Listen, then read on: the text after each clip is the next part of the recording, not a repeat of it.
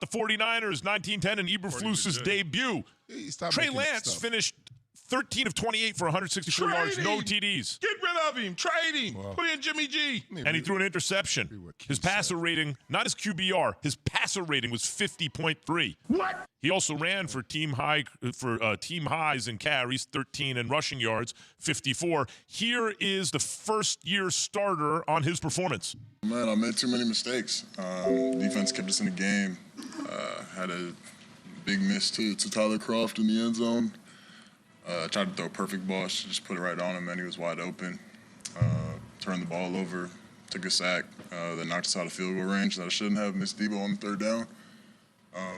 Missed another third down to Juwan. Just too many mistakes. A lot of stuff to clean up for sure for me. But man, excited. Still got my head up. Excited to get ready to go next week. Is Trey Lance overwhelmed, Key? And Jimmy G. Jimmy G wasn't worth a whole lot a couple weeks ago. Boy, things change. Cowboys need a quarterback for half a season. That's so far. The Niners may need one. What do you think about Trey Lance? I think Trey Lance will be fine. It's going to take time. You got to remember, this kid hadn't played a whole lot of football, okay? And when you get out in the National Football League, that thing is, if you've never been on the Autobahn in overseas, then you just saw what that looks like, or he at least just saw what it looks like. Things are moving. I mean, it's speed of the game. He's holding the ball long. And on top of that, the weather didn't help him out at all. I'm okay with him. I think he's okay. Jay wanted to replace him with Jimmy G yesterday. Jay can speak for himself. All I'm saying is I get it takes time, right? And I do think Trey Lance will be okay. He didn't play extremely poor. He was like a deer in headlights a little bit yesterday. The only thing I had said last week, guys, first two games of the season, at Bears, Seahawks. Then you start to get into a little bit of the gauntlet. At Broncos, Rams, Panthers, right? Chiefs. It starts getting way more difficult. He loses this game at home against the Seahawks. You're going to have a certain subset of people that are going to start saying, yo, this team is primed to do it now. Is Jimmy G the guy that can help them do it now? It's an interesting team. And the reason I say this is really only one guy on the offense. There's two guys on the offensive side. Well, Kittle didn't play yesterday, but it's two guys on the offensive side of the ball that make you go, it's Kittle and Debo Samuel. The tight end and the Swiss Army knife. That's it. Yeah. It's not like they have a whole lot of stuff. Yeah.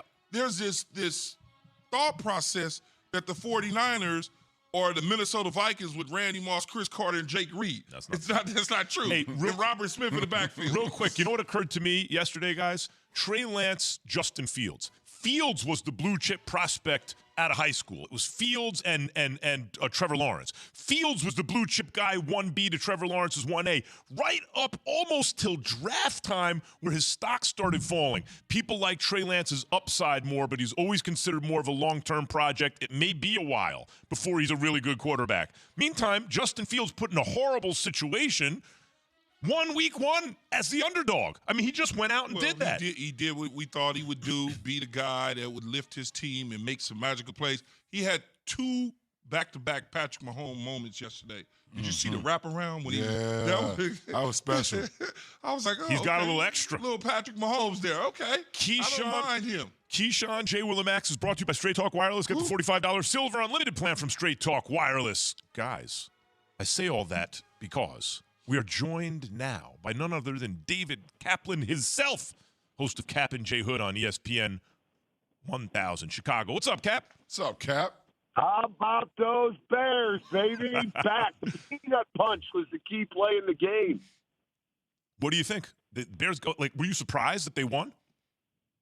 Yes, I was surprised that they won. And let's not forget, like Key was saying, that it's week one. Last year, I think in week two, the Bears beat the Cincinnati Bengals. One ended up in the Super Bowl, one ended up cleaning house. So we got to pump the brakes a little bit. The weather was insanely bad. The field actually held up. Novel concept that we had a decent-looking field. But the peanut punch by Jalen Johnson that stripped Debo Samuel deep in the red zone. What a play. If that doesn't happen and they score, I don't know where that game ends up, but guess what? Adjustments, novel concept for a head coach, and the Bears won. 1-0, baby. Yeah, that is true, Cap. But look, we all know that the Bears don't have a whole lot, but that's okay. Because if you could string them together, one here, one there, you didn't expect for them to beat the 49ers, and the 49ers didn't expect them to lose. And like Jay said, you look up for the 49ers, they come to Chicago. Now they got to play Seattle. They can lose to Seattle just like they lost to Chicago. Chicago could beat their next opponent just like they beat the 49ers. This is a week-to-week thing. That's truly what it is. And you learn every single week what you have as a team. There's no question about it.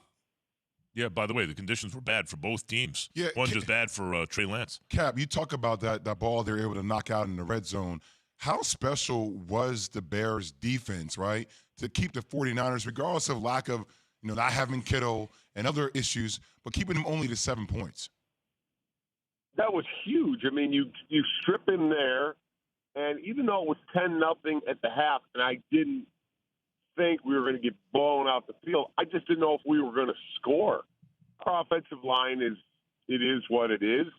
But, man, Justin Fields had, I heard Keith say, a Patrick Mahomes moment. It was a sweet play because I thought he was going to be sacked, and he made a couple of really good throws. And then if you listen to his postgame on the touchdown to Dante Pettis for 51 yards, he's rolling left. And he said it wasn't like a fire drill. He said, I went through my reads. First guy not there. Second guy not there. Oh, guess what? I know where my safety valve is. And he looked, the guy's wide open. Yeah, and the thing is that as a young quarterback, you need to know where 1, 2, 3, 4, 5 is at all times. And when you use your eyes and you keep them downfield, you know where people are supposed to be at. So when he spun out of there and got going down the field with his eyes down there, he realized, okay, Pettis is supposed to be to my right. This looks like a good throw. I should be able to make it. He made it. It was a touchdown. That was another Patrick Mahomes moment. Overall, though, how did you think he played yesterday, Cap? I think he was just okay because there's not enough weapons there. Bears fans are all optimistic because we don't have Matt Nagy here. And that's, Jay's favorite guy. He mentioned addition by subtraction or before the show began about something else. But, yes, that is addition by subtraction. Yes, Cap? Yeah, they're just excited that there's a new regime and a new way of playing. And, I worked yesterday with Dave Wanstead, Alex Brown, and Lance Briggs, and they're all talking. It looks like Lovey's team is back because the peanut punch and, the way they pick up every loose ball on the field. There's a new vibe here. I don't think we're going to have a great record. I don't, just because there's not enough talent. But I like the way they play, and I still believe Justin Fields is the guy. And I think there will be a time you're going to have me on, and we're going to be like, how about that kid making All-Pro? That's how good I think he is. Now they go to Green Bay. Green Bay's licking their wounds from Minnesota. Aaron Rodgers, those receivers didn't do much. What do you think their chances are going into Lambeau Field on Sunday night, knowing that Chicago's won there in the past? Chicago has, and it's Bear Packer week, so that's a big thing, and we're coming off a win and them off a loss. It's going to be really cool. Really cool. Green Bay's a 9-point favorite for a reason because they have Aaron Rodgers, but that team's not invincible. They looked horrible yesterday. Horrible.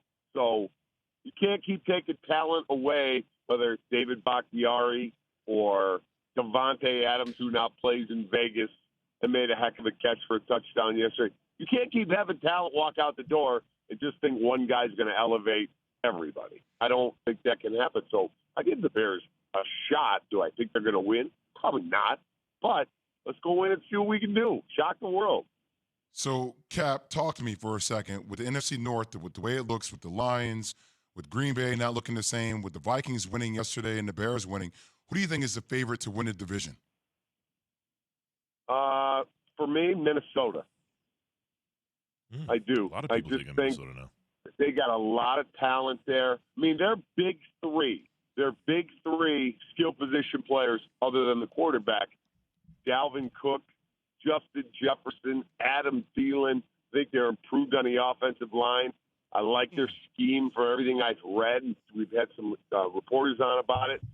Minnesota's a good football team, man. I'm just telling you. They're good.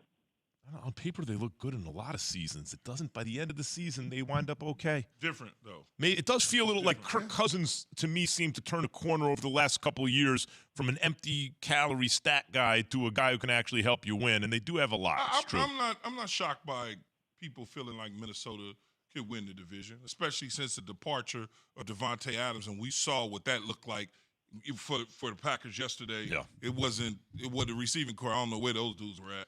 That is David Kaplan, host of Cap and J Hood on ESPN 1000. Thanks as always, Cap. All right, Cap. Have a good week. Go NBA Bears, training bear camp down. starting soon. Get ready. Here we come, baby. DeMar DeRozan being doubted again. Hey, with Dak Prescott now expected to miss 6 to 8 weeks, practically half a season. And by the way, he didn't look so good before he got hurt. What should the Cowboys do at quarterback?